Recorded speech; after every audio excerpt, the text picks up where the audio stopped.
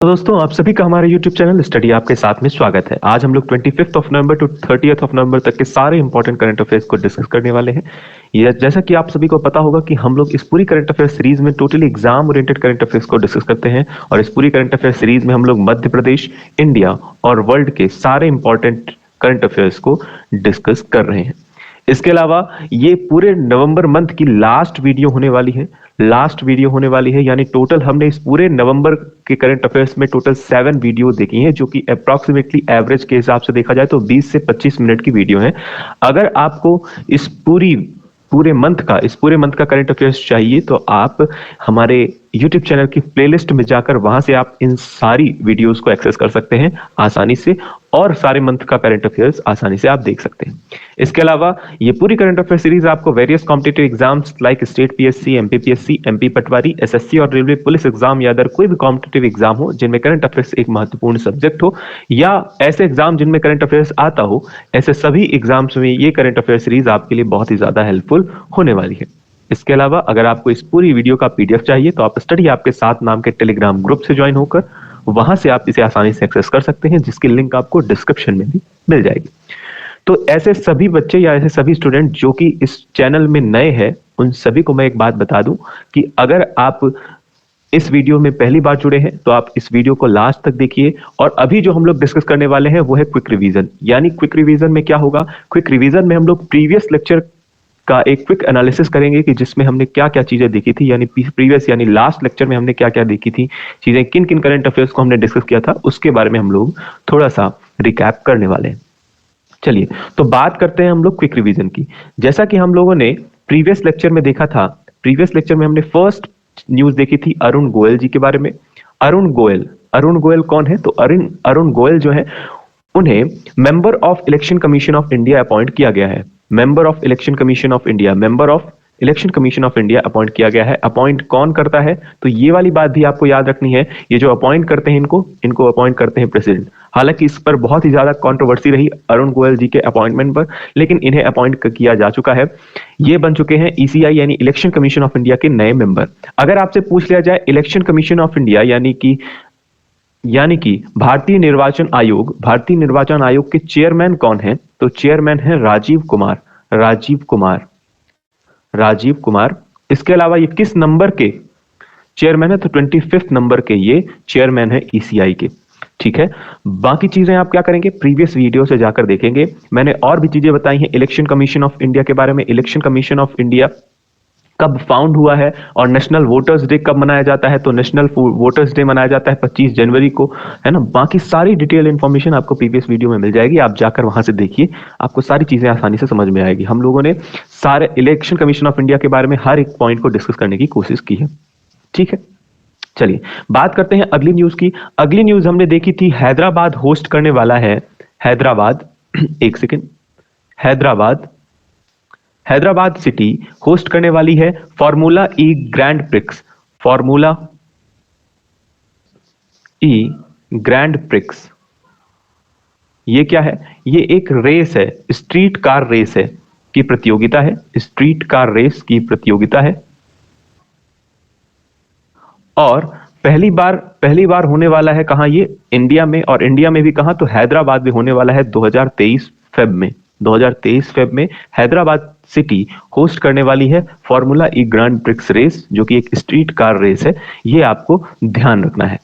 ठीक है, इसके अलावा हमने तीसरी चीज देखी थी, एक और नए अपॉइंटमेंट की बात की थी अरुण कुमार सिंह के बारे में। अरुण कुमार सिंह कौन है? तो अरुण कुमार सिंह ये ओएनजीसी एक महारत्न कंपनी है। ये वाली बात आपको पता होगी, oil and natural gas corporation इसका फुल फॉर्म है। और इसके नए चेयरमैन या नए हेड किन्हें नियुक्त किया गया है? इसके नए हेड नियुक्त किए गए हैं आपके अरुण कुमार सिंह का नाम याद रखना है। ओएनजीसी जो कि एक महारत्न कंपनी है। महारत्न कितनी कंपनी है टोटल? तो ये वाली बात भी मैंने आपको कई बार बता दी है, क्योंकि इससे एग्जाम यानी एमपीपीएससी में कई बार क्वेश्चन आया है। तो टोटल 12 महारत्न कंपनी है। लेटेस्ट की कौन सी कंपनी है? तो लेटेस्ट जो कि इंक्लूड हुई है महारत्न की लिस्ट में वो है आरईसी लिमिटेड। ये एक नई कंपनी है जो कि महारत्न कंपनी का स्टेटस प्राप्त किया है, जिसने दर्जा प्राप्त किया है। इसके अलावा मैंने आपको बताया था ओएनजीसी का हेडक्वार्टर कहां है? तो ओएनजीसी का हेडक्वार्टर है न्यू दिल्ली में। न्यू दिल्ली में। और इसे कब फाउंड किया गया है? तो 1956 में इसे फाउंड किया गया है। ठीक है, सारी चीजें मैंने आपको बताई थी, आप चाहें तो प्रीवियस वीडियो से देखिए जाकर, आपको सारी चीजें डिटेल में समझ में आएगी। ठीक है, इसके अलावा हम लोग आते हैं मध्य प्रदेश के करंट अफेयर्स में। मध्य प्रदेश के करंट अफेयर में हमने एक बहुत ही इंपॉर्टेंट न्यूज देखी थी, 4th नंबर की न्यूज, जो कि मध्य प्रदेश से रिलेटेड है। इंटरनेशनल सोया conclave, international international Madhya Pradesh की ये न्यूज है। तो इंटरनेशनल सोया कॉन्क्लेव कहां आयोजित किया गया? तो ये आयोजित किया गया था इंदौर में। इंदौर। अब जैसे ही इंदौर की बात आई तो आपको बहुत सारी चीजें याद आनी चाहिए, जैसे कि इंदौर में Indian institute of soybean research, Indian institute of soybean research, यानी कि सोयाबीन रिसर्च का एक इंडियन इंस्टीट्यूट कहां स्थित है? तो ये इंदौर सिटी में स्थित है। आपको ये वाली बात याद होनी चाहिए, इंदौर। इंदौर से एक और चीज मैंने आपको करंट अफेयर्स में बताई थी कि ये क्लीनेस्ट सिटी ऑफ इंडिया है। ठीक है, क्लीनेस्ट सिटी ऑफ इंडिया है, क्लीनेस्ट। और उसमें रूरल और अर्बन की अगर बात करें तो ये है आपकी अर्बन। जबकि अगर रूरल की बात करें तो रूरल में किसका स्थान है? तो रूरल की क्लीनेस्ट सिटी है भोपाल। मध्य करें क्लीनेस्ट सिटी स्टेट वाइज, बहुत ही भाग्यशाली रहा है मध्य प्रदेश। तो मध्य प्रदेश की रैंक क्या रही है? फर्स्ट स्टेट वाइज अगर बात करें पूरे भारत में। तो क्लीनेस्ट स्टेट ऑफ इंडिया कौन सा है? मध्य प्रदेश। इसके अलावा रूरल में बात करें तो भोपाल क्लीनेस्ट सिटी, और अगर अर्बन की बात करें तो इंदौर है। ठीक है, बिल्कुल सिंपल सी बात, ये वाली सारी चीजें हमने देखी थी। और इंदौर से रिलेटेड मैंने और कुछ करंट अफेयर्स आपको कराए थे, जैसे कि लाडली लक्ष्मी योजना। लाडली लक्ष्मी योजना का सबसे बेटर इंप्लीमेंटेशन कहां हुआ? तो लाडली लक्ष्मी योजना का सबसे बेटर इंप्लीमेंटेशन आप ऐसा भी देख सकते हैं, लाडली लक्ष्मी योजना का सबसे बेटर इंप्लीमेंटेशन करने वाला डिस्ट्रिक्ट मध्य प्रदेश का कौन सा रहा है? इंदौर। इसके अलावा सोयाबीन से रिलेटेड मैंने और भी फैक्ट आपको बताए थे, जैसे सोयाबीन हमारे मध्य प्रदेश का स्टेट क्रॉप रहा है, स्टेट क्रॉप है। इसके अलावा लार्जेस्ट प्रोडक्शन कहां होता है? तो ये को बताई थी। इसके अलावा एशिया की लार्जेस्ट सोयाबीन फैक्ट्री के बारे में मैंने आपको बताया था, जो कि कहां है? एशियाज लार्जेस्ट सोयाबीन फैक्ट्री, ये कहां है? लार्जेस्ट सोयाबीन फैक्ट्री ये है आपकी उज्जैन में। तो इस तरह से आपको चीजें याद रखनी है। ठीक है, तो सारी चीजें हमने देख ली है। इसके अलावा मैंने आपको सोयाबीन की सबसे मोस्ट ग्रोन वैरायटी के बारे में बताया था। मोस्ट ग्रोन वैरायटी कौन सी है? तो सोयाबीन की मोस्ट ग्रोन यानी सर्वाधिक उपज देने वाली वैरायटी सोयाबीन की कौन सी है? अहिल्या। ठीक है, तो ध्यान रखना है। इसके अलावा और भी वैरायटीज के नाम मैंने आपको बताए थे, प्रतिष्ठा जैसे कि। ठीक है, तो इन सारी चीजों का आपको ध्यान रखना है। इंटरनेशनल सोया कॉन्क्लेव से रिलेटेड ये क्वेश्चन था, हमने सारी चीजें डिस्कस कर ली अप्रोक्सीमेटली। इसके अलावा 5th नंबर की न्यूज हमने क्या देखी थी कि लंपी डिजीज। 5th नंबर में हमने देखा था लंपी, जो कि कैटल्स की एक वायरल डिजीज है। इसका 100% वैक्सीनेशन मध्य प्रदेश के किस डिस्ट्रिक्ट में हुआ है? तो ये इसका 100% वैक्सीनेशन मध्य प्रदेश के बुरहानपुर डिस्ट्रिक्ट में हुआ है। बुरहानपुर डिस्ट्रिक्ट में हुआ है, आपको ये वाली बात याद रखनी है। इसके अलावा लंपी कैसी डिजीज है? तो लंपी एक वायरल डिजीज है या वायरस के थ्रू होता है। इसके अलावा इसका फुल फॉर्म भी मैंने आपको बताया था, LSDV यानी lumpy skin disease virus. Lumpy skin, आपको यह भी ध्यान रखना है, लंपी स्किन डिजीज वायरस। ठीक है, बुरहानपुर की जब हम लोग बात करें तो बुरहानपुर की रैंक फर्स्ट रही है, जैसा कि मैंने आपको बताया 100% वैक्सीनेशन लंपी डिजीज का किया है इसने। इसके अलावा मैंने आपको यह बताया था हर घर जल योजना, इसमें भी बुरहानपुर की रैंक क्या रही है? फर्स्ट रही है। हर घर जल योजना में फर्स्ट रैंक रही है बुरहानपुर की। इसके अलावा अमृत सरोवर योजना में भी बुरहानपुर जिले का नाम फर्स्ट रहा है मध्य प्रदेश में, ओवरऑल पूरे मध्य प्रदेश में। तो इन दोनों को आपको याद रखना है। सारी चीजें मैंने आपको प्रीवियस लेक्चर में बताई थी, आप एक बार फिर से देखिए जाकर पूरी वीडियो, आपको सारी चीजें आसानी से समझ में आएंगी और याद भी हो जाएगा। चलिए बात करते हैं आज के करंट अफेयर्स की। आज का जो करंट अफेयर्स है, बहुत सारी चीजें हैं इंक्लूड हुई हैं। इसमें से पहली न्यूज है, ISRO conducts 200th consecutive launch of RH-200 sounding rocket. एक साउंडिंग रॉकेट का लॉन्च किया है इसरो ने, जो कि 200th नंबर का है, यानी कि 200वें नंबर का है यह रॉकेट। इसके अलावा ये जो 200 नंबर का साउंडिंग रॉकेट है, इसका नाम याद रखना है RH-200। लेकिन ये जो 200 है बेसिकली, ये 200 क्या डिनोट करता है, तो इसके डायमीटर को ये रिप्रेजेंट करता है। तो ध्यान रखना है, ये जो 200 है ये लॉन्चिंग से रिलेटेड नहीं है, ये रिलेटेड है इसके डायमीटर यानी कि व्यास से रिलेटेड है, डायमीटर से ये रिलेटेड है। तो आपको ये ध्यान रखना है, इसके नेम में ये जो 200 है ये किसको रिप्रेजेंट करता है, इसके डायमीटर को, यानी साउंडिंग रॉकेट के डायमीटर को रिप्रेजेंट करता है। इसके अलावा ये RH-200 साउंडिंग रॉकेट 200वें नंबर का इसरो का लॉन्चिंग व्हीकल है। इसको कहां से लॉन्च किया गया, तो इसे तिरुवनंतपुरम के थंबा इक्वेटोरियल रॉकेट लॉन्चिंग स्टेशन से लॉन्च किया गया। तो ध्यान रखना है आपको, थंबा इक्वेटोरियल रॉकेट लॉन्चिंग स्टेशन कहां है, आपसे पूछा जा सकता है। तो ये कहां है, तिरुवनंतपुरम कहां है, तो तिरुवनंतपुरम केरला में। ठीक है। इसके अलावा इसका यूज क्या होता है, तो साउंडिंग रॉकेट का यूज होता है for the scientific community of carrying out experiment on meteorology, astronomy and similar branches of space physics. यानी स्पेस फिजिक्स के बारे में सारी इंफॉर्मेशन कलेक्ट करने का काम या देने का काम किसका होता है, साउंडिंग रॉकेट का होता है। यानी कि जैसे मौसम विज्ञान, अब जैसे स्पेस फिजिक्स में क्या क्या चीजें आती हैं, स्पेस फिजिक्स में आपकी आ जाएगी मौसम विज्ञान आ जाएगा, खगोल विज्ञान आ जाएगा, अंतरिक्ष भौतिकी, ये सारी चीजें, इन सारी चीजों के बारे में इंफॉर्मेशन देता है आपका साउंडिंग रॉकेट। ठीक है, तो आपको ये वाली चीज याद रखनी है। चलिए, तो इस पूरी करंट अफेयर सीरीज इस पूरी न्यूज में हम लोगों को याद क्या रखना है, ये जो RH-200 है साउंडिंग रॉकेट लॉन्च किया है किसने, इसरो ने लॉन्च किया है। इसके अलावा ये जो 200 है, ये 200 रिप्रेजेंट किसको करता है, तो ये इससे क्वेश्चन बन सकता है, ये इसके डायमीटर यानी व्यास को रिप्रेजेंट करता है। ये 200वें नंबर का साउंडिंग रॉकेट रहा है।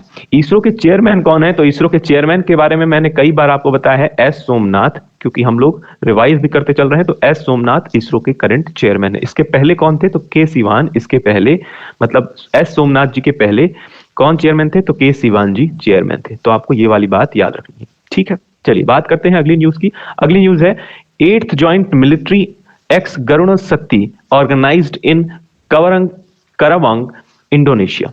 ये जो मिलिट्री एक्सरसाइज होती हैं, जितनी भी मिलिट्री एक्सरसाइज होती हैं हमारे देश और अन्य देशों के बीच में, उनके नाम पर्टिकुलरली आपको याद रखने हैं, कहां हुई। ये इतना इंपॉर्टेंट नहीं है, इंपॉर्टेंट ये है कि जो पर्टिकुलर मिलिट्री एक्सरसाइज होती है, यानी अभ्यास जो होता है, युद्ध अभ्यास, जिसे आप हिंदी में बोलेंगे तो सैन्य अभ्यास जो होता है, ये पर्टिकुलरली किन देशों के बीच में हुआ, ये वाली चीज बहुत इंपॉर्टेंट है। तो उस मिलिट्री एक्सरसाइज का नाम भी याद रखना है। तो 8th ज्वाइंट मिलिट्री एक्सरसाइज कहां हुई, इंडोनेशिया में। किसके साथ हुई, इंडोनेशिया के साथ हुई, जाहिर सी बात है। तो इंडिया और इंडोनेशिया के बीच में एक जॉइंट मिलिट्री एक्सरसाइज हुई। और इसका उद्देश्य क्या होता है, ये जॉइंट मिलिट्री एक्सरसाइज का उद्देश्य क्या होता है, तो इन दोनों, ये पूरी एक्सरसाइज के बीच यानी मिलिट्री एक्सरसाइज के बीच का ये उद्देश्य होता है कि दोनों सेनाओं के विशेष बलों के बीच यानी मिलिट्री फोर्सेस के बीच में समझ, सहयोग और अंतर को बढ़ाना इसका प्रमुख उद्देश्य होता है। यानी दोनों सेनाएं आपस में म्यूचुअली अंडरस्टैंडिंग रहें, है ना। सारी चीजें यानी क्या किस तरह की चीजें होती हैं युद्ध में, सैन्य अभ्यास में क्या क्या चीजें होती हैं, सारी चीजों की समझ को बढ़ाना इसका प्रमुख उद्देश्य होता है। इसलिए कई बार अलग अलग जगह में अलग अलग देशों के साथ ये अभ्यास कराए जाते हैं, ये सैन्य अभ्यास कराए जाते हैं। आपको ध्यान क्या रखना है, इंडिया और इंडोनेशिया के बीच में जो मिलिट्री एक्सरसाइज हुई है उसका नाम क्या है, तो उसका नाम है आपका गरुण शक्ति। ध्यान रखना है, गरुण शक्ति। इसके अलावा इस टाइम पर यानी इंडोनेशिया में जो ये मिलिट्री एक्सरसाइज हुई, इसके चीफ कौन है, तो इसके चीफ रहे हैं जनरल मनोज पांडे इसके चीफ रहे हैं। सारी चीजें आपको यहाँ पे हिंदी में मिल जाएंगी, परेशान नहीं होना है। चलिए बात करते हैं अदर बायलैटरल मिलिट्री एक्सरसाइजेस की। जो अदर बायलैटरल मिलिट्री एक्सरसाइज है उनकी बात देख लेते हैं। तो मैत्री, बहुत इंपॉर्टेंट चीजें हैं यहाँ पर डिस्कस हो रही हैं, तो आपको ये स्किप नहीं करना है। ये पूरी जो आज का करंट अफेयर सीरीज, इसमें बहुत सारी चीजें इंपॉर्टेंट है, बहुत सारी चीजें काम की हैं। हमने क्या किया है, हमने अभी तक होने वाले सारे मिलिट्री एक्सरसाइजेस को यहीं पर कवर कर लिया है, क्योंकि हमने इसके पहले कभी मिलिट्री एक्सरसाइज को कवर नहीं किया था। वो जानबूझकर, क्योंकि जब हमारे पास थोड़े से ज्यादा नंबर हो जाते हैं तो सारी चीजें आसानी से आप देख सकते हैं, एक एक करके आप इनको देखेंगे तो आपको नहीं याद रहेंगी। तो हमने क्या किया, हमने एक ही जगह पर सारी चीजों को कंबाइन या सम अप कर दिया है। तो मैत्री, आपको ध्यान क्या रखना है, ये मैत्री नाम की जो मिलिट्री एक्सरसाइज है, ये किन देशों देशों के बीच में हुई, तो भारत और थाईलैंड के बीच में ये एक्सरसाइज हुई मैत्री। इसके अलावा क्यूवेरिन, क्यूवेरिन ये इंडिया और मालदीव्स के बीच में हुई। क्यूवेरिन जो मिलिट्री एक्सरसाइज है ये इंडिया और मालदीव्स के बीच में हुई। इसके अलावा hand in hand, hand in hand ये मिलिट्री एक्सरसाइज का नाम है, ध्यान रखना है ये नाम है। और ये किसके बीच में हुआ? इंडिया और चाइना। तो आप इंडिया और चाइना से रिलेट कर सकते हैं, ये आपके अगर हिमालय है, इधर आपका चाइना है, ठीक है, तो इनके बीच में कौन सी एक्सरसाइज हुई? Hand in hand, hand in hand, ठीक है। इसके अलावा मित्र शक्ति, ध्यान रखना है मित्र शक्ति, मित्र शक्ति किसके बीच हुआ? तो इंडिया और श्रीलंका के बीच में ये मिलिट्री एक्सरसाइज हुई। बिल्कुल सिंपल सी बात है। अब मित्र शक्ति याद कैसे रखेंगे? तो अगर सपोज ये आपका मैप है इंडिया, ये आपका इंडिया है, तो यहां पर आपको मिल जाएगा श्रीलंका, श्रीलंका। इनके बीच में कैसा संबंध है? इनके बीच ये क्या है? मित्र है। आप ऐसा समझिए ये क्या है? मित्र है। तो इनके बीच में कौन सी एक्सरसाइज हुई? मित्र शक्ति। ये दोनों इंडिया और श्रीलंका आपस में मित्र हैं, इस वजह से, क्योंकि बहुत सहयोग करता रहता है इंडिया श्रीलंका की, तो उस हिसाब से आप ऐसा याद रख सकते हैं कि इंडिया और श्रीलंका के बीच में जो मिलिट्री एक्सरसाइज हुई उसका नाम है मित्र शक्ति। इसके अलावा हरिमाओ शक्ति, हरिमाओ शक्ति इंडिया और मलेशिया के बीच में हुआ। इंडिया और मलेशिया के बीच की एक्सरसाइज का नाम क्या है? हरिमाओ शक्ति। कुरुक्षेत्र, कुरुक्षेत्र किसके बीच हुआ? तो इंडिया और सिंगापुर। तो आपको कुछ चीजें बिल्कुल याद रखनी है जो कि नहीं भूलनी है। उनमें से कौन कौन सी चीज होगी तो मैं आपको बताऊं, तो ये जो मित्र शक्ति है ये आपको नहीं भूलना है। मित्र शक्ति किसके बीच में हुआ? इंडिया और श्रीलंका। इसके अलावा ये कुरुक्षेत्र, कुरुक्षेत्र किसके बीच हुआ? तो कुरुक्षेत्र जो ये मिलिट्री एक्सरसाइज है ये इंडिया और सिंगापुर के बीच में हुई है। तो ध्यान रखना है ये इंडिया और सिंगापुर के बीच की मिलिट्री एक्सरसाइज है जिसका नाम है कुरुक्षेत्र। इसके अलावा नोमैडिक एलिफेंट, इंडिया और मंगोलिया। नोमैडिक एलिफेंट, तो नोमैडिक से आपको काफी सारी चीजें याद आती होंगी। अगर नोमैडिक एलिफेंट की बात करें तो ये आपको याद आना चाहिए, ये अफ्रीका कॉन्टिनेंट की बात हो रही है, अफ्रीका कॉन्टिनेंट की बात हो रही है। और अफ्रीका कॉन्टिनेंट में एक कंट्री है मंगोलिया, और मंगोलिया और इंडिया के बीच में एक्सरसाइज हुई, वो है कौन सी? Nomadic elephant. इसके अलावा शक्ति, शक्ति की बात करें तो इंडिया और फ्रांस, इंडिया और फ्रांस जबरदस्त रिलेशन है इंडिया और फ्रांस के, तो इंडिया और फ्रांस के बीच में शक्ति एक्सरसाइज हुई, मिलिट्री एक्सरसाइज। ये वाला नाम भी आपको ध्यान रखना है। इसके अलावा सूर्य किरण, इंडिया और नेपाल, तो ये भी आप याद रख सकते हैं। सपोज ये आपका क्या है? इंडिया है, तो यहां पर है आपका नेपाल, नेपाल। तो नेपाल और इंडिया के बीच में जो एक्सरसाइज हुई, मिलिट्री एक्सरसाइज हुई, उसका नाम क्या है? उसका नाम है सूर्य किरण। तो ध्यान रखना है सूर्य किरण, सूर्य किरण। कहां की मिलिट्री एक्सरसाइज है? किसके बीच, किन दो देशों के बीच की मिलिट्री एक्सरसाइज है? तो आपको ध्यान रखना है इंडिया और नेपाल।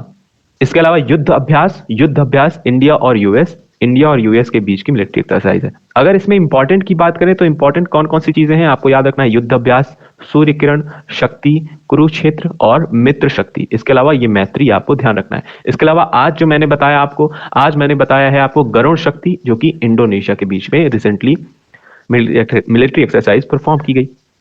चलिए बात करते हैं अगली न्यूज की। अगली न्यूज है कॉन्स्टिट्यूशन डे ऑफ इंडिया से रिलेटेड। आप सभी को पता होगा, और जिनको नहीं पता है तो constitution day of India celebrate किया जाता है प्रत्येक वर्ष, या आप ऐसा भी बोले संविधान दिवस सेलिब्रेट किया जाता है प्रत्येक वर्ष 26 नवंबर को। 26 नवंबर को प्रत्येक साल 2015 से, यानी कि जब नरेंद्र मोदी जी की गवर्नमेंट आई, नरेंद्र मोदी जी की गवर्नमेंट आई तब से, यानी 2015 से लगातार 26 नवंबर को हमारा पूरा देश नेशनल कॉन्स्टिट्यूशन डे या कॉन्स्टिट्यूशन डे सेलिब्रेट करता है, यानी संविधान दिवस सेलिब्रेट किया जाता है। आपको ये ध्यान क्या रखना है, इसकी डेट याद रखनी है। संविधान दिवस कब सेलिब्रेट किया जाता है? तो 26 ऑफ नवंबर। अब ये 26 ऑफ नवंबर को ऐसी कौन सी चीज हुई थी जिसकी वजह से ये constitution day of India celebrate किया जाता है? तो 26 ऑफ नवंबर 1949 को, 26 ऑफ नवंबर 1949 को भारत का संविधान बनकर कंप्लीट हो गया था, और इसके कुछ प्रोविजंस को लागू भी कर दिया गया था। जबकि पूरी तरह से इंप्लीमेंटेशन या इफेक्टिव कब हुआ ये? तो कॉन्स्टिट्यूशन या कॉन्स्टिट्यूएंट असेंबली के द्वारा बनाया गया संविधान जो है वो कब लागू किया गया पहली बार? तो ये 26 ऑफ नवंबर 1949 को के कुछ प्रोविजंस लागू कर दिए गए थे भारत में। इसके अलावा बाकी वैसे देखा जाए तो पूरी तरह से, यानी कि इसके सारे प्रोविजन, यानी हमारे संविधान के सारे प्रोविजंस कब लागू हुए? तो ये आप सभी को पता होगा 26 ऑफ जनवरी 1950। इस दिन, यानी रिपब्लिक डे के दिन, जैसा कि आप सभी को पता होगा, इस दिन क्या हुआ? इस दिन कॉन्स्टिट्यूएंट असेंबली के द्वारा बनाया गया जो संविधान है ये पूरी तरह से हमारे भारत में लागू हुआ। इस वजह से 26 नवंबर को हम लोग, क्योंकि 26 नवंबर को संविधान पूरा बनकर तैयार हो गया था और इंप्लीमेंट भी हो गया था कुछ हद तक, सारे आर्टिकल्स या सारे प्रोविजंस इंप्लीमेंट नहीं हुए थे, इसलिए हम लोग क्योंकि बनकर तैयार हो गया था या हमने अडॉप्ट कर लिया था इसको, इस वजह से यानी हमारे कॉन्स्टिट्यूशन को अडॉप्ट कर लिया था हमने, इस वजह से प्रत्येक साल 26 ऑफ नवंबर को संविधान दिवस मनाया जाता है। इसके पहले मैं आपको बताऊं तो 26 नवंबर को क्या मनाया जाता था, तो 26 नवंबर 2015 से पहले 26 नवंबर को नेशनल लॉ डे के रूप में सेलिब्रेट किया जाता था, नेशनल लॉ डे के रूप में सेलिब्रेट किया जाता था। लेकिन 2015 के बाद से ये वाली चीज को हटा दिया गया और प्रत्येक वर्ष नेशनल कॉन्स्टिट्यूशन डे को सेलिब्रेट किया जाने लगा। तो ये वाली बात आपको ध्यान रखना है। इसके अलावा अमेरिकी इतिहासकार ग्रैनविले सेलॉर्ड ऑस्टिन द्वारा बी.आर. अम्बेडकर लिखित संविधान को सबसे पहले और सबसे महत्वपूर्ण सामाजिक दस्तावेज के रूप में संदर्भित किया गया है। ये जो कोट है, ये कोट भी अपने आप में इंपॉर्टेंट है कि किसने दिया है, किसने कहा है ऐसा कि बी.आर. अम्बेडकर द्वारा जो लिखित संविधान था वह सबसे पहले और सबसे महत्वपूर्ण सामाजिक दस्तावेज के रूप में संदर्भित किया गया है। ये कोट अमेरिकी इतिहासकार ने लिखा है और उनका नाम क्या है, उनका नाम है ग्रैनविले सेलॉर्ड ऑस्टिन। ठीक है, तो सारी चीजें मैंने आपको इस पे बता दी।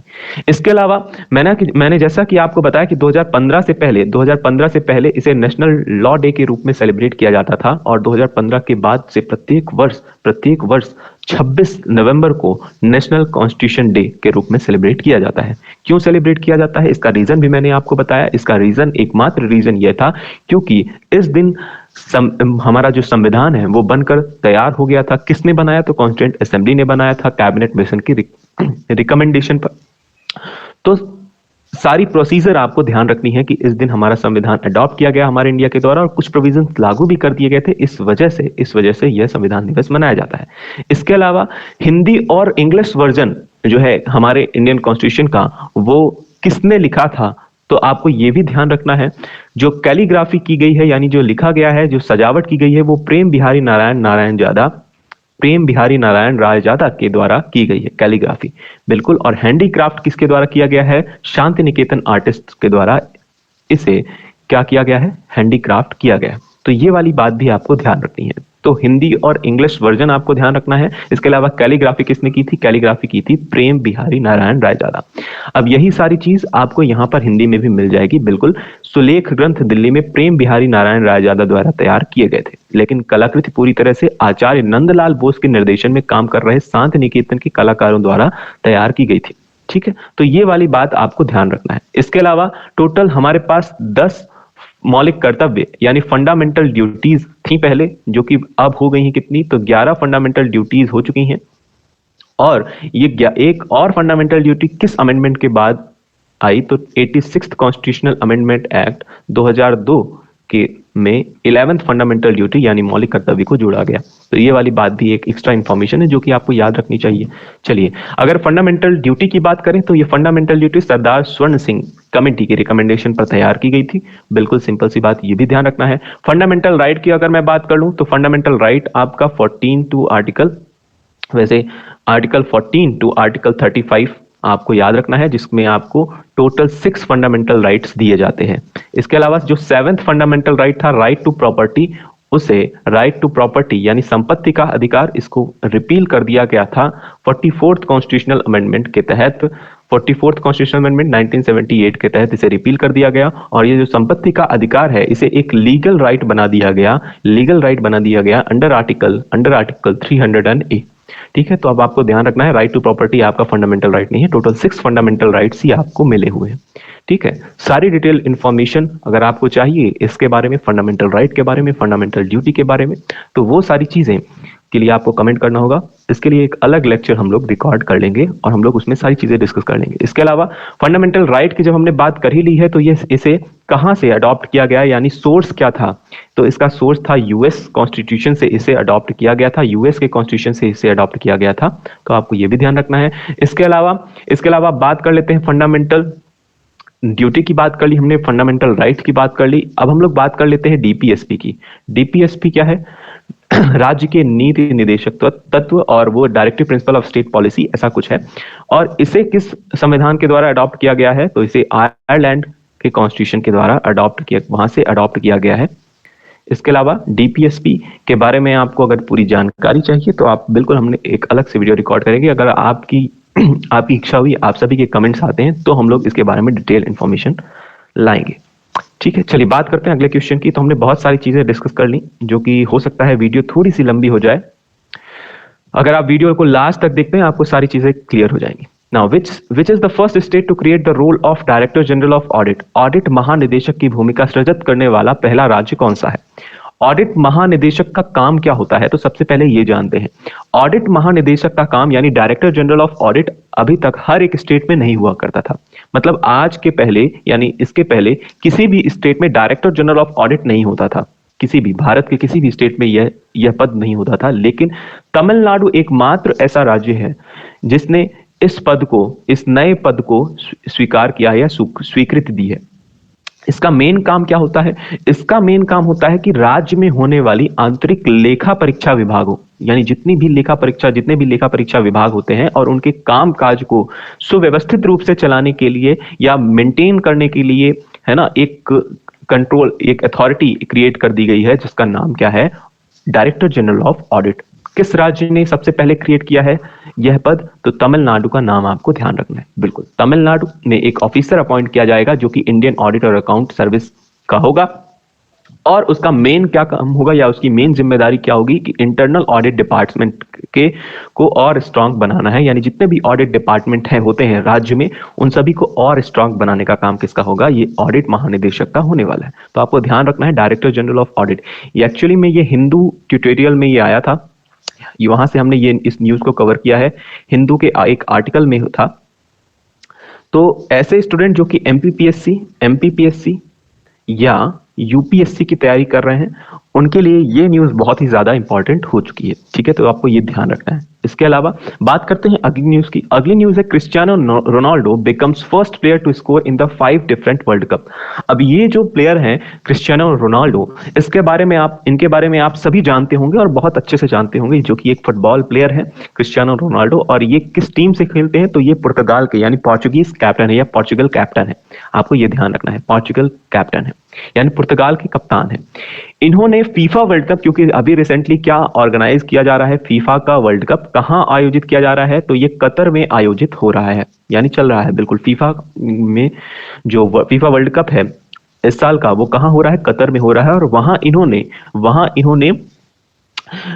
इन्होंने गोल किए हैं, वहां इन्होंने खेलों के दौरान गोल किए हैं, और इस वजह से इनका नाम 5 डिफरेंट वर्ल्ड कप में गोल करने वाले एकमात्र खिलाड़ी के रूप में दर्ज हो गया है। यानी क्रिस्टियानो रोनाल्डो एकमात्र ऐसे प्लेयर हैं, पहले प्लेयर हैं जिन्होंने 5 डिफरेंट वर्ल्ड कप, फीफा के 5 डिफरेंट वर्ल्ड कप में गोल किए हैं। ये वाली न्यूज बहुत इंपॉर्टेंट है, अपने आप में ये बिल्कुल यूनिक क्वेश्चन है। और अगर आपसे पूछा जाए कि टोटल कितने वर्ल्ड कप्स में इन्होंने गोल किए हैं, तो 2006, 2010, 2014, 2018 और 2022 के वर्ल्ड कप में, यानी कि टोटल 5 वर्ल्ड कप में इन्होंने गोल किए हैं। और क्योंकि ये अपने आप में बड़ी बात होती है, क्योंकि हर एक खिलाड़ी लगातार इतना जबरदस्त प्रदर्शन नहीं कर पाता। इन्होंने 2006 से आज आप देखिए 2022 लगातार खेल रहे हैं, और इस वजह से इनका नाम दर्ज हो गया है first player to score in 5 different world cup. तो इनका नाम याद रखना है कि एकमात्र ऐसा खिलाड़ी जिसने 5 different world cup, FIFA world cup में गोल किए हैं, तो उनका नाम क्या है? Cristiano Ronaldo. चलिए बात करते हैं अगली न्यूज की। अगली न्यूज जो है बहुत इंपॉर्टेंट है। वैसे भी ये न्यूज ऑलरेडी बहुत इंपॉर्टेंट क्यों है, उसका रीजन भी क्या है? उसका रीजन ये है कि ऐसे सभी इनवाइटीज या चीफ गेस्ट जो कि रिपब्लिक डे या फिर रिपब्लिक डे में आते हैं, ये न्यूज ऑलरेडी बहुत इंपॉर्टेंट हो जाती है, क्योंकि कई बार एमपीपीएससी के एग्जाम में ये वाली चीज पूछी गई है। Egyptian president Abdel Fattah El Sisi invited to be a chief guest of Republic Day 2023। बिल्कुल सिंपल सी बात है, एक इजिप्शियन प्रेसिडेंट हैं जिनका नाम है अब्देल फताह एल सीसी। इन्हें इनवाइट किया है इंडिया ने रिपब्लिक डे 2023। कब आयोजित किया जाएगा ये आपको पता है, 26 जनवरी को होने वाला है 2023 में। और उस समय चीफ गेस्ट होने वाले हैं अब्देल फताह एल सीसी, ये जो कि इजिप्शियन यानी इजिप्ट एक देश है, वहां के ये प्रेसिडेंट है। तो आपको ये ध्यान रखना है, इनका नाम मेन है, इनका नाम, अगर आपको इनका नाम याद हो जाए, एलसीसी भी याद कर लो आप, तो आसानी से टिक कर सकते हो ऑप्शन। तो आप याद रखना है इजिप्शियन प्रेसिडेंट यानी इजिप्ट देश के ये प्रेसिडेंट हैं यानी राष्ट्रपति हैं, और इन्हें एज अ चीफ गेस्ट बुलाया गया है कब? रिपब्लिक डे 2023 में। इसके अलावा ये जो पूरा रिपब्लिक डे का सेलिब्रेशन है, ये जो पूरा रिपब्लिक डे यानी गणतंत्र दिवस का ये जो सेलिब्रेशन है, ये कब से कब तक चलाया जाता था प्रत्येक साल? तो प्रत्येक साल ये पहले 24 जनवरी से 29 जनवरी तक यह सेलिब्रेट किया जाता था। लेकिन इस साल क्या होगा? इस साल गवर्नमेंट ने यह डिसाइड किया है कि यह सेलिब्रेट किया जाएगा 23 ऑफ जनवरी से लेकर 30 ऑफ जनवरी तक। 23 ऑफ जनवरी से लेकर 30 ऑफ जनवरी तक ये सेलिब्रेट किया जाएगा। अब इसका रीजन क्या है? इसका रीजन ये है कि 23 ऑफ जनवरी को हम लोग सेलिब्रेट करते हैं पराक्रम दिवस। आप सभी को ये वाली बात पता होगी, और नहीं पता है तो आप ये ध्यान रख लीजिए कि प्रत्येक साल 23 जनवरी को हम लोग सेलिब्रेट करते हैं पराक्रम दिवस।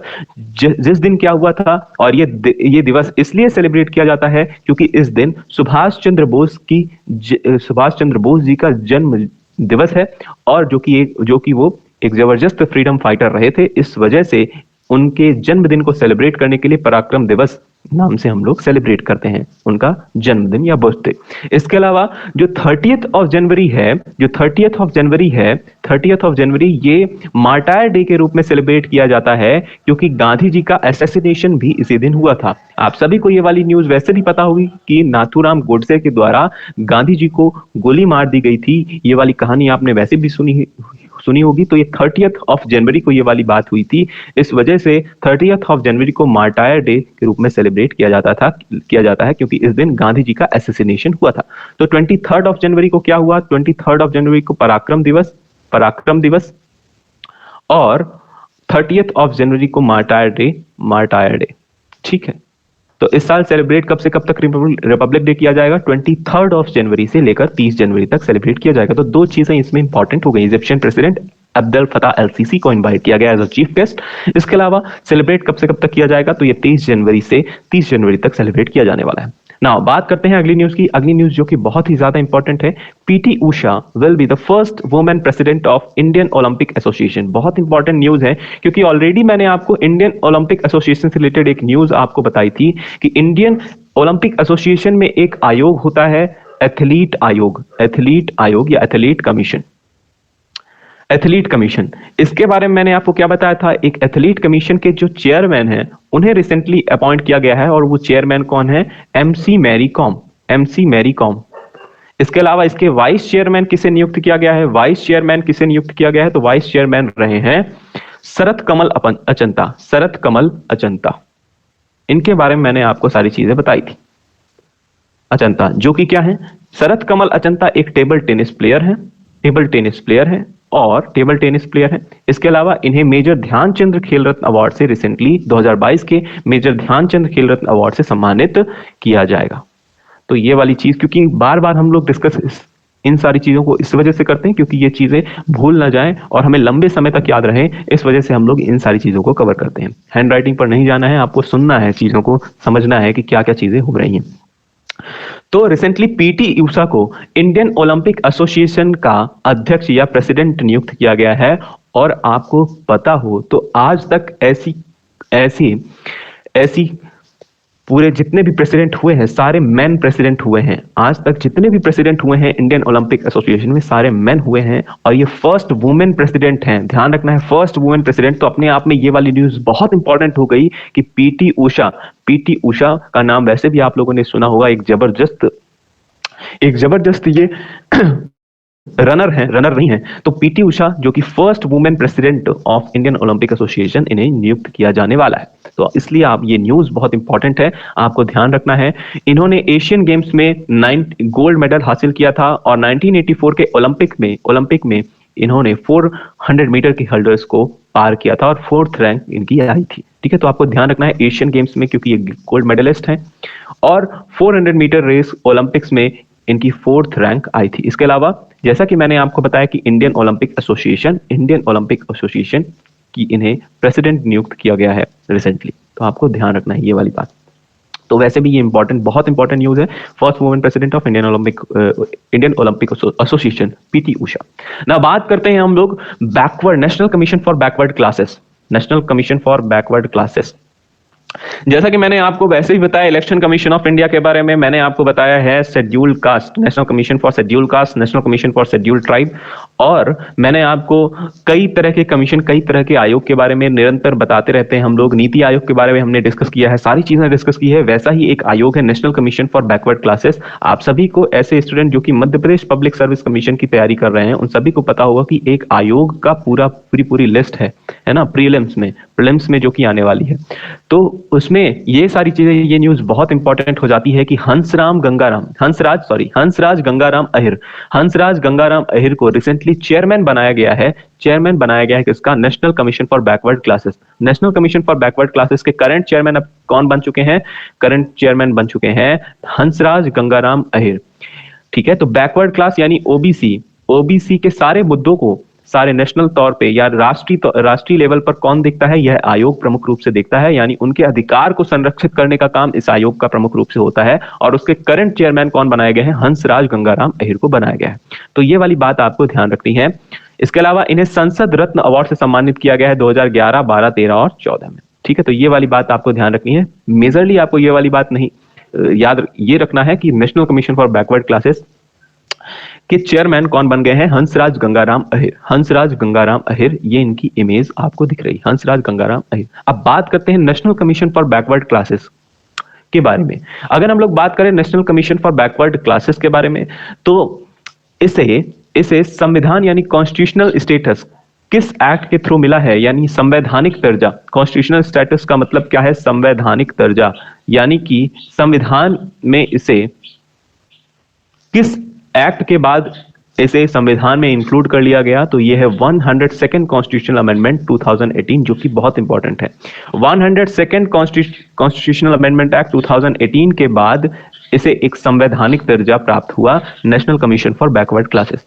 इसके अलावा इसके थ्रू, यानी इस एक्ट के बाद दो आर्टिकल को इंसर्ट किया गया। उनमें से पहला आर्टिकल क्या था? आर्टिकल 338 बी बात करता है national commission for backward classes के बारे में, है ना? ठीक है, बिल्कुल सिंपल सी बात है।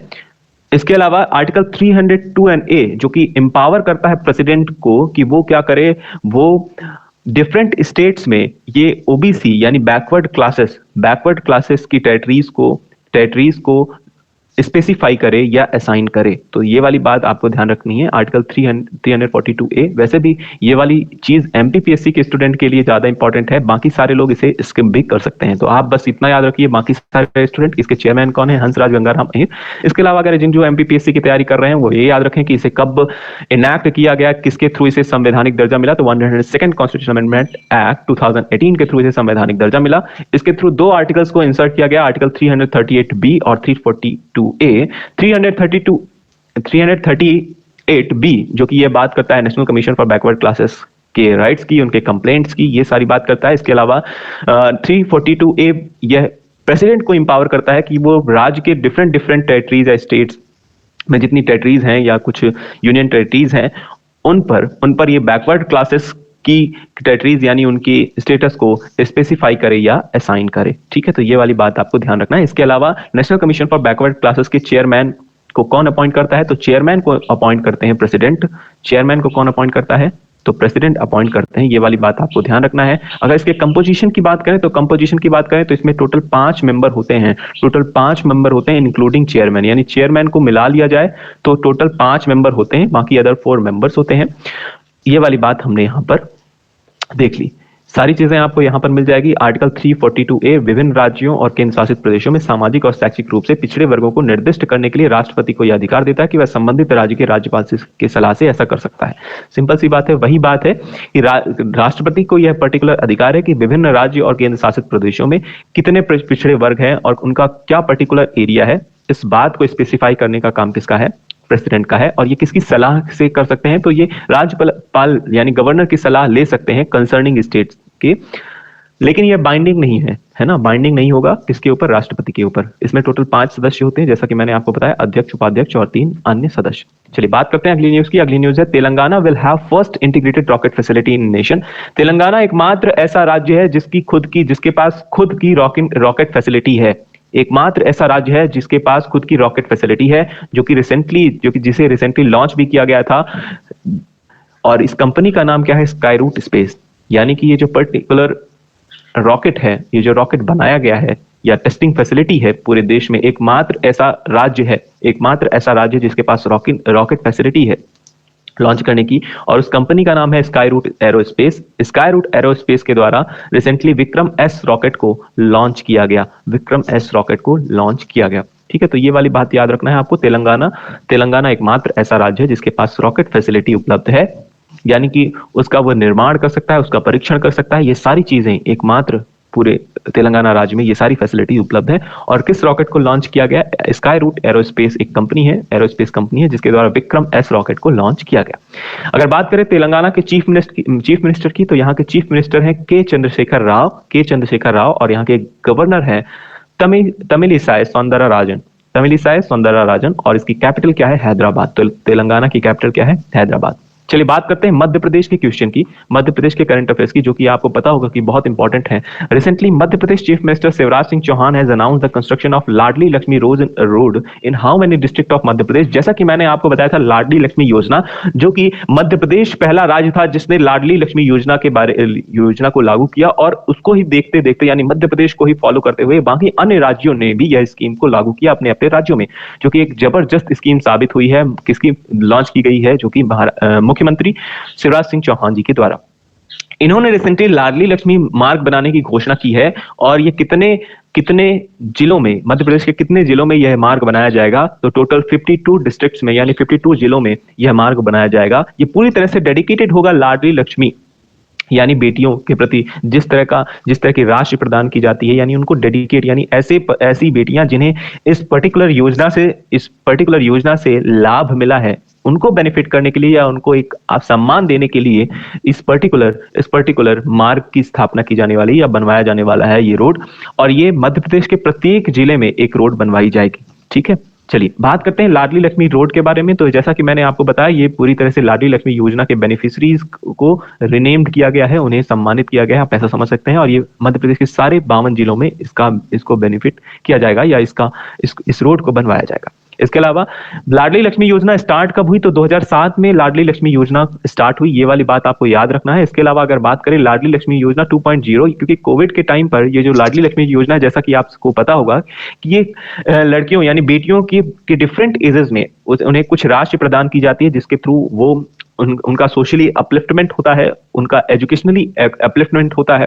तो कुछ पर्टिकुलर राशि प्रदान की जाती है डिफरेंट एजेस के साथ, जैसे कि बेटियां यानी गर्ल्स बड़ी होती हैं, उनको कुछ आर्थिक रूप से सहायता दी जाती है, उनको उनके आधार को मजबूत करने के लिए ये पर्टिकुलर योजना इसलिए लॉन्च की गई है। और क्योंकि कोविड के टाइम पर फंड की बहुत ज्यादा दिक्कतें थी, इस वजह से लाडली लक्ष्मी योजना की जो फंडिंग है वो रोक दी गई थी और कुछ समय के लिए, और बाद में 2.0 फिर से लॉन्च किया गया 8 मई 2022 को, और उसके बाद से ये कंटिन्यू ये राशि प्रदान की जा रही है। इसके अलावा इसी के साथ 8 मई को, क्योंकि ये 8 मई को 2.0 लॉन्च हुई थी स्कीम, इस वजह से लाडली लक्ष्मी दिवस भी 8 मई को प्रत्येक साल अब से सेलिब्रेट किया जाएगा, ऐसा शिवराज सिंह चौहान जी ने कहा। 8 मई को लाडली लक्ष्मी दिवस। इसके अलावा लाडली लक्ष्मी उत्सव कब से कब तक सेलिब्रेट किया गया? तो 2 मई टू 11 मई इसी साल 2022 को यह सेलिब्रेट किया गया था। इसके अलावा जैसा कि मैंने आपको बताया था कि 43 लाख गर्ल्स को बेनिफिट अब तक किया जा चुका है, और इंदौर की रैंक फर्स्ट हुई है। इंदौर की रैंक फर्स्ट है, ये वाली बात भी मैंने आपको बताई कि इंदौर एकमात्र डिस्ट्रिक्ट पूरे मध्य प्रदेश का है जिसने लाडली लक्ष्मी योजना का सबसे जबरदस्त इंप्लीमेंटेशन किया है। वहां पर सबसे ज्यादा गर्ल्स को इस स्कीम का फायदा दिया गया है। इस वजह से इंदौर को फर्स्ट पोजीशन मिली है लाडली लक्ष्मी स्कीम का सबसे बेटर इंप्लीमेंटेशन करने के लिए। चलिए बात करते हैं अगली न्यूज की। अगली न्यूज भी मध्य प्रदेश से रिलेटेड बहुत इंपॉर्टेंट न्यूज है। How many medals have been won by the players of Madhya Pradesh in 36th national games recently? आप सभी को पता होगा, अगर नहीं पता है तो recently 36th national games Gujarat में आयोजित किया गया। इसमें मध्य प्रदेश के खिलाड़ियों को कितने पदक हासिल हुए? तो मध्य प्रदेश के खिलाड़ियों को टोटल 66 पदक हासिल हुए हैं। आपको क्या याद रखना है? आपको ये याद रखना है कितने पदक हासिल हुए मध्य प्रदेश के खिलाड़ियों को, और ये कहां आयोजित किया गया। 36 नंबर का नेशनल गेम्स ये गुजरात में आयोजित किया गया।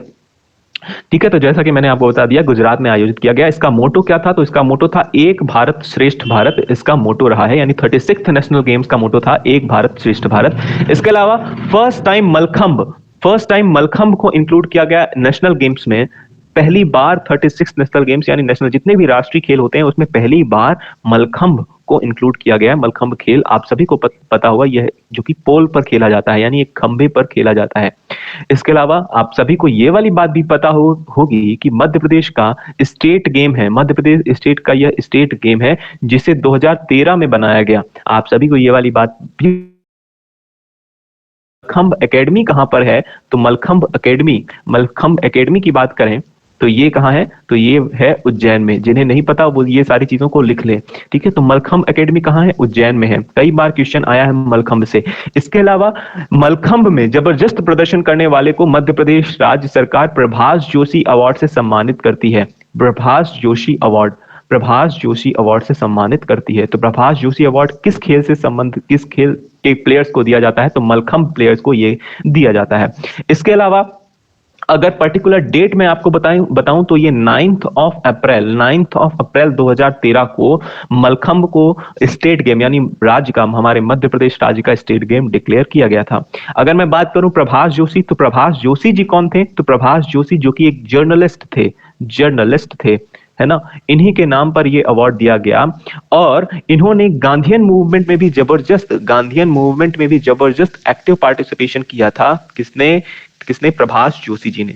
इसके अलावा प्रभाष जोशी जी की कुछ कविताएं हैं, कुछ बुक्स हैं, तो वो वाली बात भी आप याद रख सकते हैं, जैसे जीने के बहाने, कहने को बहुत कुछ था। ये सारे उनके प्रमुख बुक हैं। आप सर्च करेंगे गूगल में तो प्रभाष जोशी की बहुत सारी बुक्स आपको दिख जाएंगी। इसके अलावा मैं बात करूं प्रभाष जोशी जनसत्ता, आप सभी को पता होगा जनसत्ता न्यूज़पेपर के फाउंडर भी रहे हैं। तो ये वाली बात मध्य प्रदेश के डिफरेंट एग्जाम्स में पूछी जा सकती है कि जनसत्ता न्यूज़पेपर के फाउंडर कौन है? प्रभाष जोशी जी। तो ये बहुत ही एक्सटर्नल इंफॉर्मेशन मैंने आपको दे दी जो कि आपको पता होनी चाहिए। जैसा कि मैंने आपको बताया स्टेट गेम ऑफ मध्य प्रदेश कौन है? मलखंभ है। इसके अलावा बात करें पॉइंट्स टेबल की, तो सर्विसेज एक टीम थी जिसने 128 मेडल्स जीते। महाराष्ट्र की रैंक सेकंड रही और हरियाणा की रैंक थर्ड रही। जबकि मध्य प्रदेश की बात करें तो मध्य प्रदेश की कौन सी रैंक रही है? तो मध्य प्रदेश की 7th रैंक रही है और इसने टोटल 66 मेडल्स जीते हैं। ठीक है, तो बिल्कुल सारी चीजें मैंने आपको कवर कर दी कि 20 गोल्ड, 25 सिल्वर और 21 ब्रॉन्ज। ये वाली बात आपको याद रखने की जरूरत नहीं है। आपको याद रखना है कौन सी रैंक रही है? 7th रैंक रही है। टोटल 66 मेडल जीते हैं। मलखंभ को पहली बार इंक्लूड किया गया नेशनल गेम्स में, जो कि मध्य प्रदेश का एक राजकीय खेल है। अगर बात करें 36 नंबर का हुआ, 37 नंबर के राष्ट्रीय खेल कहां आयोजित किए जाएंगे? तो ये अगले साल ये गोवा में आयोजित किया जाने वाला है, अक्टूबर में। चलिए बात करते हैं आज के प्रैक्टिस क्वेश्चन की।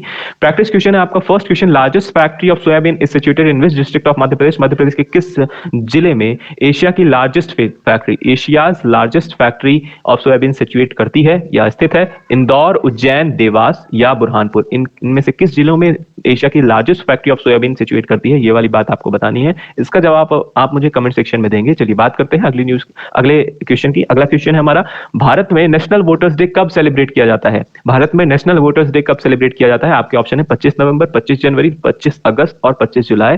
इनमें से एक डेट में नेशनल वोटर्स डे सेलिब्रेट किया जाता है। अगर आपने ये पूरी वीडियो को ध्यान से देखा होगा तो आपको चीजें पता होंगी। नेशनल वोटर्स डे कब सेलिब्रेट किया जाता है, इसका जवाब आप मुझे कमेंट सेक्शन में दें।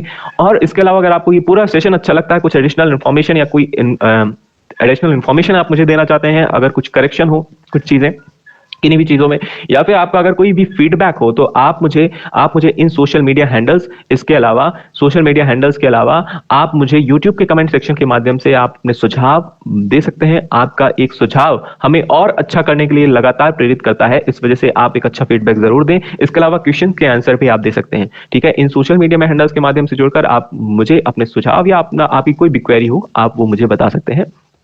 इसके अलावा अगर आपको ये सेशन पसंद आता है तो आप ज्यादा से ज्यादा अपने दोस्तों में शेयर कीजिए। हम लोग फिर से मिलेंगे अपने नेक्स्ट लेक्चर में अगले करंट अफेयर्स की वीडियो के साथ, यानी कि दिसंबर के करंट अफेयर्स, दिसंबर के फर्स्ट लेक्चर के साथ हम लोग मिलेंगे अपने अगले करंट अफेयर्स लेक्चर में। तब तक के लिए आप सभी अपना ख्याल रखिए और लगातार रिवाइज करते रहिए। हम लोग फिर से मिलते हैं। Thank you, tata, bye bye.